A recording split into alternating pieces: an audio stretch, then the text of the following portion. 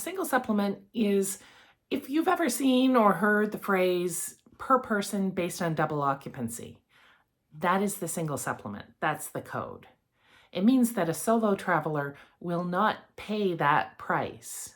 Let's say that the advertisement was $500 per person based on double occupancy. A solo traveler would not pay $500. A solo traveler would pay $1,000. That is the single supplement. It's a penalty for being solo, as far as I'm concerned. So what can you do to avoid the single supplement when you are traveling solo?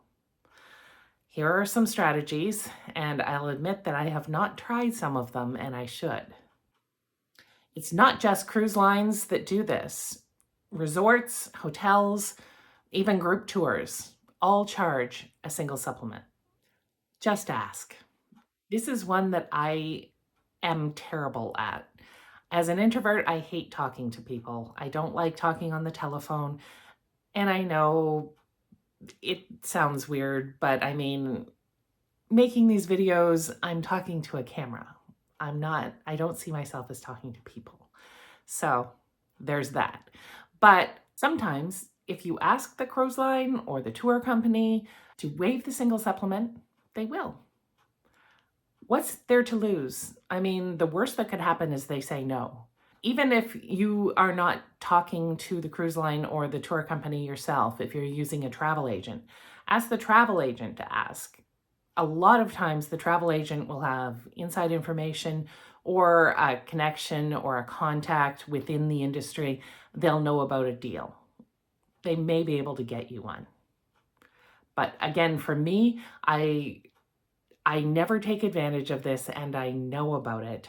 I'm just more comfortable booking everything myself online without talking to a person, and I am sure that I have lost out on deals. Hi, I'm Jen. Welcome back to the channel. I make videos about my life and adventures as a 50-something silver and solo traveler and pre-retirement Gen Xer. Today's topic is avoiding the single supplement. And as I just said, I am very guilty of not doing everything that I can to try and avoid it because I travel solo a lot. So here are a few more strategies to avoid the single supplement and travel the way you want without paying extra. This next one is sort of a no-brainer, but book early or book last minute. This usually works if the tour or cruise isn't fully booked and you have to be flexible in both your time and destination. Travel organizations are more willing to be flexible to fill spots at the last minute, and they also have the space to be generous in the opening stages of a booking. Now, I have not traveled this way because I am still working, so I have a finite amount of vacation time, and I also have a dog and a cat that would have to be looked after, and just picking up sticks and leaving for a last minute deal is just not in the cards for me. But it's a really good way of being able to skip or reduce the single supplement. This next one's a little bit uncomfortable for some people, but find someone to travel with. A friend, a family member. I'm not talking about strangers. That's a little weird, but find someone to travel with so you don't have to pay the single supplement. Even if you have a partner, lots of times partners do not enjoy the same things, the same destinations, don't have the same time off work. That's no reason not to travel. Grab a friend or family member and head out. Alternatively, and this is something that I have done, some group tours will offer to partner you up with a person of the same gender on the tour, and you will share a room that way. So I traveled through Peru this way with G Adventures. There were 3 solo women travelers on that tour, and we took turns sharing a room. We rotated each night of the tour with 2 of us sharing a room and 1 getting her own room. And then the next night, shuffle it up, 2 sharing a room, 1 getting her own room. The next night, 2 share a room, 1 gets her own room. And it was fine. And I have to tell you, of the 2 ladies, one of them was young enough to be my daughter. And we got along great. It was fine. It was just a place to sleep. The tour was wonderful.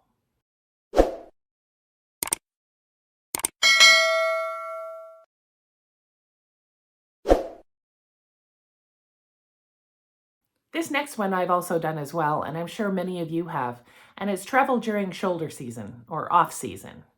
Basically, travel when other people are not traveling. So if you have to travel at March break or spring break or school holidays, you're very unlikely to get the single supplement waived. But if you're traveling during a time when everyone else is staying home or everyone else is in school or everyone else has to work, then it's more likely that tour companies, cruise lines are going to be a little more flexible and you may be able to get the single supplement waived. This will require flexibility on your part, but a week later or a week earlier may make a big difference for the very same itinerary. Again, ask the tour operator if going earlier or later would make a difference and ask them to waive the single supplement. Very often tours and cruises are almost full, but have a couple of spots left.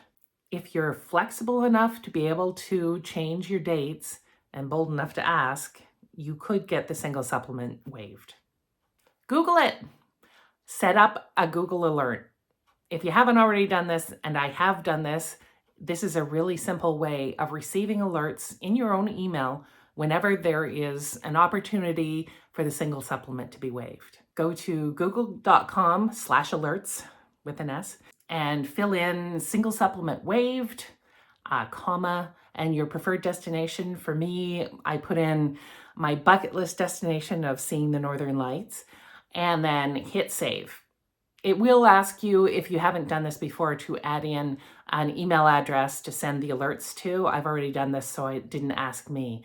But you can set up multiple alerts with multiple destinations and multiple iterations of waive the single supplement.